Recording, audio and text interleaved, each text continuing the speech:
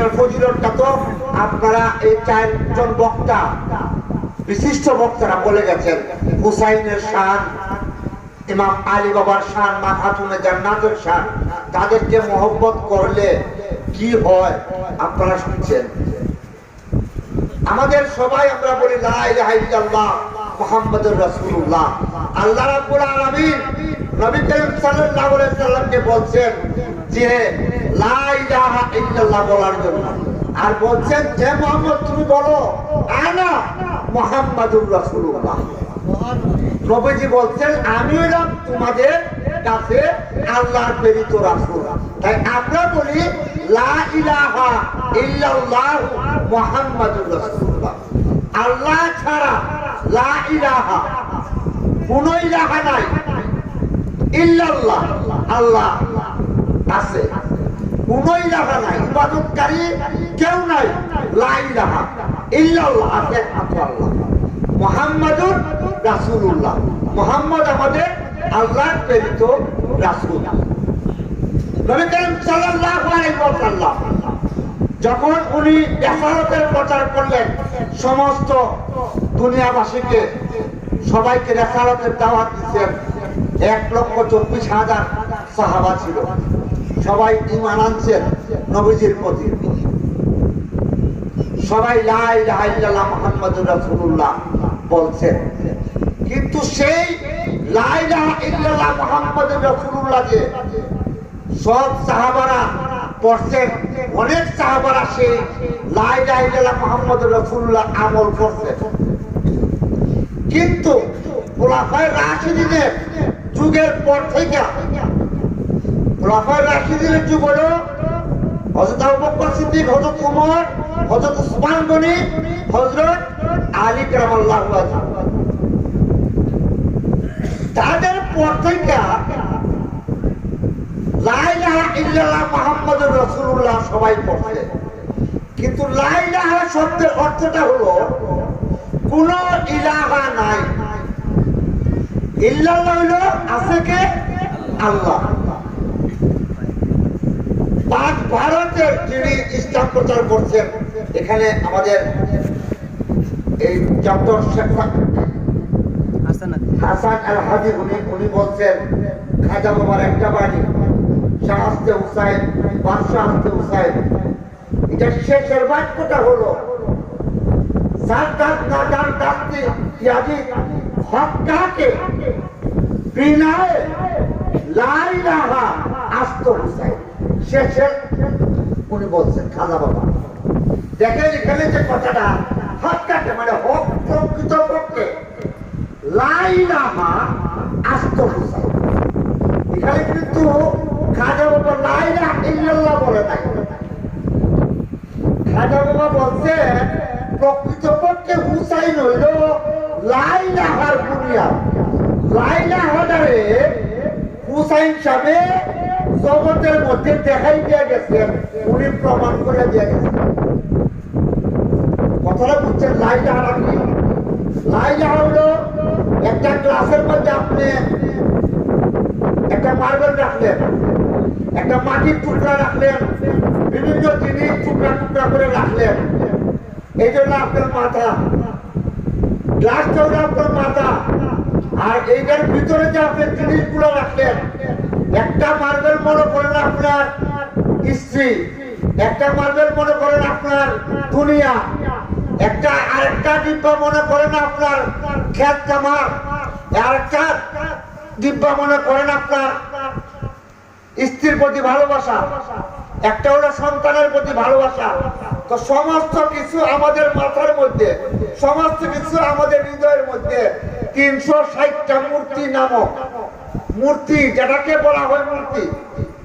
ইলাহা মানে শরীয়তের পরিভাষায় ইলাহ হলো এই মুখ এক ইলাহা, যার ইলাহার ইবাদত করা যায় না, ইল্লাল্লাহ একমাত্র আল্লাহর ইবাদত করা যায়।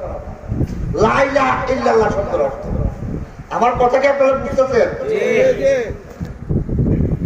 এখন নবী করিম সাল্লাল্লাহু আলাইহি সাল্লাম বলছেন লা ইলাহা ইল্লাল্লাহ। আর হুসাইন সাহেবের কথা একদম খাজা বাবা বলছে লা ইলাহা, তো ইল্লাল্লাহ কিন্তু বলে নাই খাজা মঈনুদ্দিন চিশতি। আর নবীজি প্রচার করছেন লা ইলাহা ইল্লাল্লাহ। খুলাফায়ে রাশিদিনের যুগের পরে যেসবটা ছিল, মুমিন ছিল, মুনাফিক ছিল, দুনিয়া লোভী ছিল, তখন দুনিয়া লোভী বলে লা ইলাহা তাদের মধ্যে ছিল। কারবালার প্রান্তরে তারা বলছে এজিদের দলে, তুমি যদি আমার পক্ষে আসো তোমাকে আমি শামের বাদশা বানাই দিব, তুমি যদি আমার পক্ষে কাজ করো। ইবনে জিয়াদে বলছে তোমরা যদি হুসাইনের পক্ষে না গিয়ে আমাদের পক্ষে কাজ করো তাহলে তোমার মন্ত্রী বানাই দেব, তুমি যদি আমার পক্ষে কাজ করো তাহলে এমন জায়গায় 100 বিঘা জমি তোমার দিয়া দেব। তখন হাফেজ ছিল 700 জন, মুসলমান টুপিওয়ালা ছিল, মুসলমান দাড়িওয়ালা ছিল, সবাই মুসলমান ছিল, কিন্তু তাদের মধ্যে ক্ষেতের লোক, তাদের মধ্যে মন্ত্রিত্বের লোক, তাদের মধ্যে ক্ষমতার লোক প্রত্যেকের মাথার মধ্যে, প্রত্যেকের দিলের মধ্যে ছিল। এবং ছিল বইলা তারা সবাই হুসাইন সাহেবকে, ইমাম হুসাইনকে ছেড়ে দিয়া সবাই এদিকের পক্ষে চলে গেল। তাহলে কি দুনিয়া লইয়া ছিল? তারা লা ইলাহা ছিল, আবার আল্লাহর নামাজ পড়ত। লা ইলাহা ছিল, আবার রোজাও রাখছে, মানে দুনিয়াও ছিল, আবার নামাজও পড়ছে। সম্পদের লোভা ছিল, আবার তারা আবার সেজদাও দিছে। কিন্তু কারবালার প্রান্তরে ইমাম হুসাইন আলাইহিস সালাম ৭২ জন সঙ্গী, উনি কি করলেন? একের পরে ওনার সন্তান, ওনার বোনের সন্তান, ওনার ভাই, ভাইয়ের সন্তান, ওনার ভাতিজা একের পরে কুরবান দিতে লাগলেন। শেষে দিয়ে কি করলেন? নিজে কুরবান হয়ে গেলেন। আচ্ছা, উনি কি এই দুনিয়া লোভের জন্য, যদি দুনিয়ার কোনো লোভ থাকতো তাহলে সন্তানকে কি কুরবান দিত? তাই খাজা মঈনুদ্দিন চিশতি বলছে যে ইমাম হুসাইন এই দুনিয়াটাকে, এই দুনিয়া মায়াটাকে লাখ পায়রা ছেড়া দিয়া ছেড়া বুঝাই গেছে, হে দুনিয়াবাসী দেখো আমি লা ইলাহার পক্ষে নাই, আমি একমাত্র আছি ইল্লাল্লাহর পক্ষে। আমরা যারা আছি, আমরা কি লা ইলাহা আছেন? আমরা কি পারবো লা ইলাহার ত্যাগ করতাম? সম্ভব না। কেমনে সম্ভব না? আমার কাম, আমার ক্রোধ, আমার লোভ, আমার মোহ, আমার হিংসা, আমরা সেই কামের গাছপালা যে আছে, গাছের যে ডালগুলো আছে, সেই ডালগুলার আমরা কাটতে রাখতে পারবো, কিন্তু ডালের ফল আমরা উঠাইতে পারতাম না। আমাদের যে রাগ, আমাদের ভিতরে যে ক্রোধ আছে, সেই ক্রোধের ডালপালা গুলো আমরা কাটতে পারবো, কিন্তু আমরা সেই রাগের যে জ্বর, আমরা জ্বর উঠাইতে পারবো না। আমরা কি পারতেছি? একটা থাপ্পড় দিই, আমরা দুটা থাপ্পড় দিই, কিন্তু আমরা চেষ্টা করতেছি। এখানে মধ্যে দুইটা দল, একটা হলো জালিম, একটা হলো মুসলিম। জালিমে সব সময় জুলুম করে যাবে, আর মুসলিম সব সময় ধৈর্য ধরে যাবে। কারবালার প্রান্তরে দুইটা শিক্ষা, 22,000 মানুষ, কোন জায়গায় আছে 7 লক্ষ। এমন ভাবে ইমাম হুসাইন কারবালা শহীদ করছে, একের পরে এক শহীদ। ইবনে জিয়াদে সেই জায়গা থেকে খালি লুকাচ্ছে, কিন্তু ইতিহাসে কোন জায়গায় 22,000 বলা হচ্ছে। তারা ছিল ৭২ জন। তো এটা মজলুম কি আর জালিম কি? মজলুম হলো জালিমের সামনে কোনো কথা বলতে পারে না, তার সৃষ্টি করে ধমকের মধ্যে কথা বলে আপনার হক উত্তর করবে। যেমন কারবালার প্রান্তরে ইমাম হুসাইন আলাইহিস সালাম, উনার নানার হক, উনার বাবার হক, যে ইসলাম প্রচার করেছিল নানায়, সেই নানার হকটারে এজিদি তারা ক্ষমতার লোভের কারণে, ক্ষমতার মুহে অন্ধ হয়ে গেছে, ক্ষমতার কারণে নিজের চক্ষু কলম অন্ধ হয়ে গেছে, তাই তারা বুঝতেই পারে নাই। তারা মনে করছে যে আমি সত্যের পথে আছি, আমি হকের পথে আছি, আমি যা করি তাই সত্য, আমি যা করতেছি তাই ঠিক। তারা হলো জালেম, সেই এজিদের দল হলো জালেম, যারা কারবালার প্রান্তরে এজিদের দল ছিল। আর ইমাম হুসাইন কিছু করতে পারছে? ৭২ জন সঙ্গী নিয়ে একের পর এক ধৈর্য ধরে গেছে, সন্তান হারা হয়েছে। এমনকি উনার সন্তান ইমাম জয়নুল আবেদিন একমাত্র বেঁচে ছিল, উনার সন্তান ইমাম বাকের, উনার সন্তান ইমাম জাফর সাদেক, একের পর এক 12 ইমাম ছিল। সেই 12 ইমামের মধ্যে একজনও ভালোভাবে জিন্দিগি করতে পারে নাই। তাদেরকে এই 12 ইমামের মধ্যে 2 জন তলোয়ারের আঘাতে শহীদ হয়েছে। একজন হলো হযরত আলী কারামাল্লাহু ওয়াজহু, আর আরেকজন হলো ইমাম হুসাইন আলাইহিস সালাম। আর বাকি 10 জনকে 20 পানে হত্যা করা হয়েছে। আমরা পারবো না, এই ময়লা গুলা পাবো তো একমাত্র কে করছেন? কারবালার প্রান্তরে ইমাম হুসাইন আলাইহিস সালাম দেখাই দিয়ে গেছেন যে আমি দুনিয়াকে লাভ মারলাম। তাই ইমাম হুসাইনের মহব্বত যদি আমরা করি, ইমাম হুসাইনের ভালোবাসা যদি আমরা দেখাইতে পারি, সেই মজলিস আমরা করতেছি। আজকে তো অনেকেই ওয়াজ করছেন, আমি ওয়াজ করব না। আমি শুধু আপনাদের সাথে একটাই জিনিস বলতে চাই যে অনুষ্ঠানটা করি, মূল কারণ হলো আমার কোনো ক্ষমতা নাই, আমরা নামাজ পড়ি না, আমরা রোজা রাখি না। নামাজ পড়ে আমরা আল্লাহর কাছে বলতে পারবো, কেউ হাত তুলে বলতে পারবে যে আমি এক ওয়াক্ত নামাজ আমি কাজা করি নাই? কেউ কি বলতে পারবেন? এখানে এক ওয়াক্ত নামাজ আমি কাজা করি নাই, তাহলে এক ওয়াক্ত নামাজ আমি বাদ দিছি না, কেউ বলতে পারবেন? তাহলে এক ওয়াক্ত নামাজ ত্যাগ করলে ৮০,০০০ দুজনের মধ্যে যোগ তুলব। ব্যস্ত থাকতে হবে, নিজে কত নামাজ ছাড়ছি। তাই পিয়ারে হাজির, নামাজ আমাদের তরিকার। আমার আব্বা আমার দাদা একজন আলেম ছিলেন, নামাজ আমাদের তরিকার, আমাদের পড়তে হবে। আল্লাহ আমাদেরকে ফরজ করে দিয়েছেন। আমি গত গুরসের মধ্যে নামাজের ব্যাপারে আমি আলোচনা করছিলাম। আজকে শুধু এটাই বলবো, পাঞ্জাতনের মহব্বত ছাড়া কিন্তু নামাজ হবে না, পাঞ্জাতনের মহব্বত ছাড়া রোজা হবে না, পাঞ্জাতনের মহব্বত ছাড়া হজ হবে না, পাঞ্জাতনের মহব্বত ছাড়া কলেমা হবে না, পাঞ্জাতনের মহব্বত ছাড়া কুল হু আল্লাহ সূরা পড়লেও কবুল হবে না।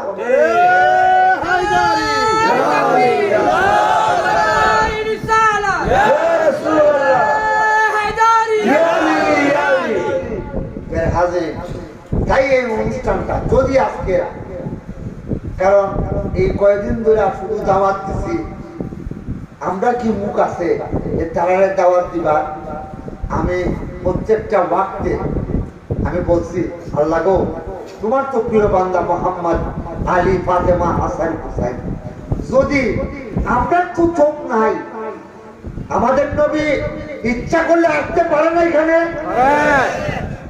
আমি আল্লাহর কাছে বলছি, আল্লাহ গো, আমরা তো কোনো ক্ষমতা নাই, যদি দয়ালে আমাদেরকে একটা নজর সরাসরি না দেখায়, স্বপ্নযুগে যদি আমাদেরকে দেখাই দেয়, আজকের মাহফিলটা আমাদের সফল হয়ে যাবে।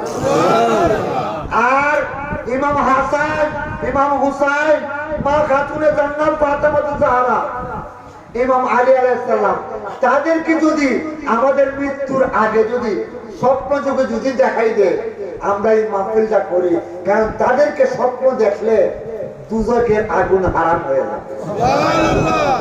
হাজির, এই মাহফিলের খাতিরে যেন আমাদেরকে আল্লাহ দয়া করে, আর আমরা যেন তাদের আদর্শটাকে যেন আমরা ধরে রাখতে পারি।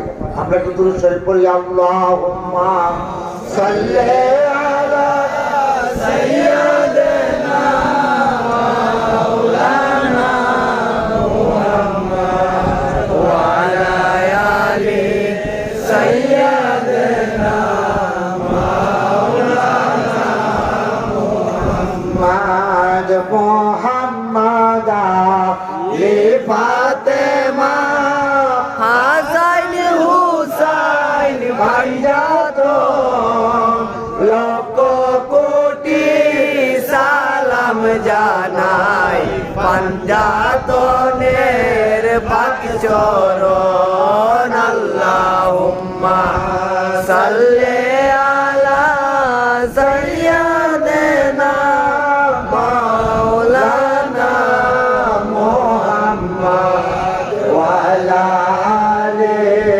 সাইয়্যিদিনা মাওলানা মুহাম্মদ। নবী আলী মা ফাতেমা হাসান হুসাইন ভাই দুইজনা। নবী আলী মা ফাতেমা হাসান হুসাইন ভাই দুইজনা।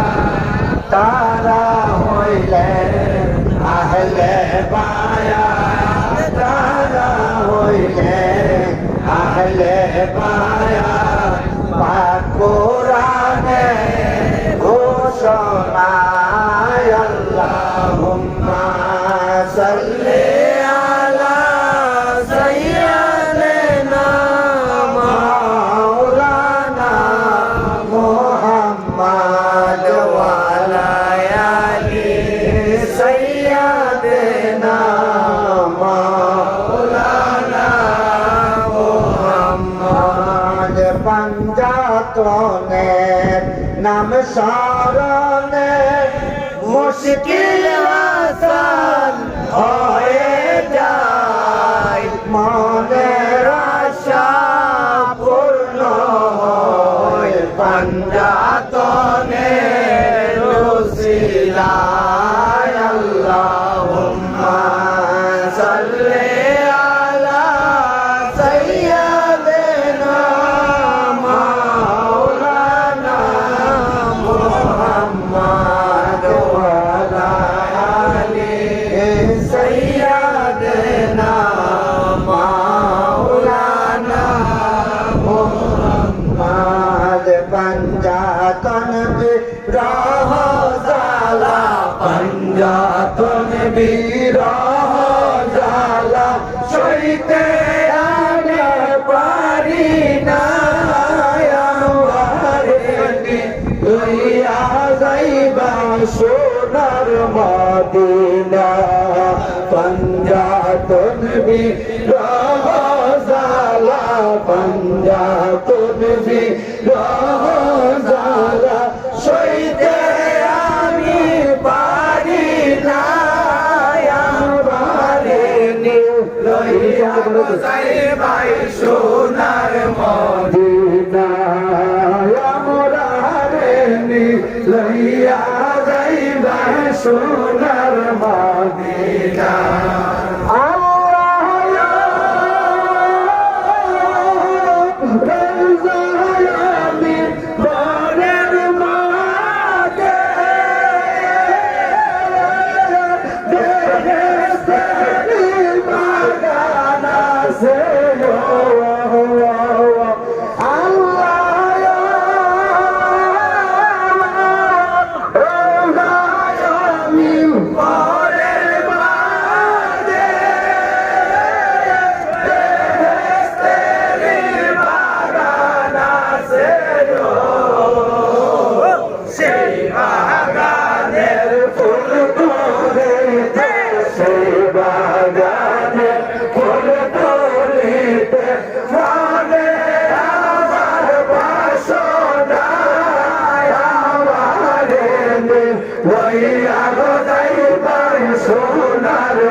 মদিনা পাঞ্জাতন বিরহ ঝালা হন্না হসবি ঝালা সইতে আমরা পারি না আমারে দিন লইয়া গো যাইবার সোনার মদিনা